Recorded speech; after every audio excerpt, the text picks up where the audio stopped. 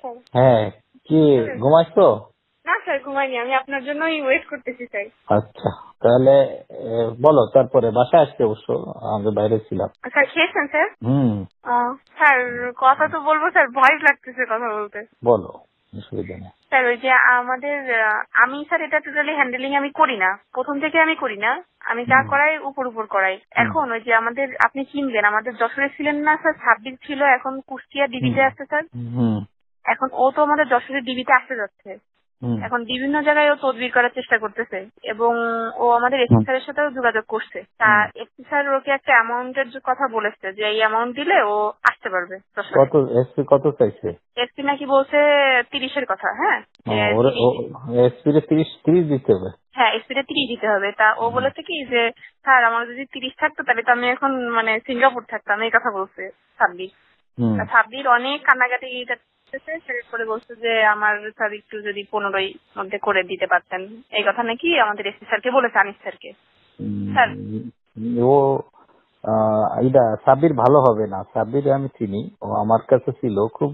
না, সাব্বির এটা কিন্তু উনাই ডাইরেক্টলি কিন্তু এসপি স্যারের সাথে কথা বলেনি, এটা একজনের মাধ্যম দিয়ে বলানো হয়েছে। সে আবার আমার চাচা হয়, বুঝছেন, তার সাথে আবার আমাদের আনিস স্যারের সম্পর্ক ভালো। তা সে বলছে কি যে ভাই আপনি তাহলে একটু যদি আনিস স্যারের সাথে কথা বলে দেখেন যে আমার যদি আনতে পারে তাহলে কেমন কি হয়। তা তখন সে বলছে ঠিক আছে, সাব্বির ও ডাইরেক্টলি এখনো কথা বলেনি। ডাইরেক্টলি অসুবিধা, আর ও আনিসকেও পারবে না। ও আনিস থাকতে আসতে চায় না, আর আনিসকে পারবে না। আনিসকে 30 লাখ টাকা দিলে ও কোথাতে কি করবে? আরো তো জায়গা আছে, তাই না? এটা তো আশ্বস্ত করছে আনিস স্যার তাকে। আনিস বলছে যে এত দিলেই আসতে পারবে। এত দিলেই আসবে কিভাবে? ডিআইজি পোস্টিং না দিলে তো আসতে পারবে না। হ্যাঁ, এখন তারপরে আমি তো চাচারে বলছি যে আমি মনির স্যারের কথা তো স্যার আপনাকে বলছি যে ওনারটাই রাখবো, আপনাকে আমি কোথাও আমি ছোট হইতে দেবো না। একই কথা, এসপি যদি 30 নেয় ডিআইজি নেবে কত? না, এটা তো তার বক্তব্য।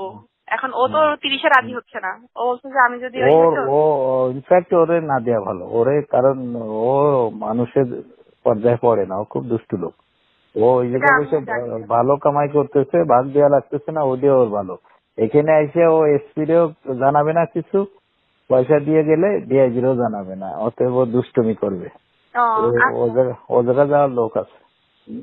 আচ্ছা, হ্যাঁ, ও তো আসতে চাচ্ছে স্যার। ও হলো মুক্তিযোদ্ধার সন্তান প্লাস আওয়ামী লীগের লোক। আর সাব্বির তো তোফায়েল ভাই আসুক, তোফায়েল দাও, তোফায়েল ভালো ছেলে, প্লাস সাপোর্ট দেওয়া। তোফায়েল আমার সাথে আছে, ওই এসপিরে বলে ওদের করা যাবে। তারপরে কোথায় কারো কি শালা এনে কেন করবে? তুমি ভালো থাকো, তোমার সাথে কথা বলে আমারও ভালো লাগে।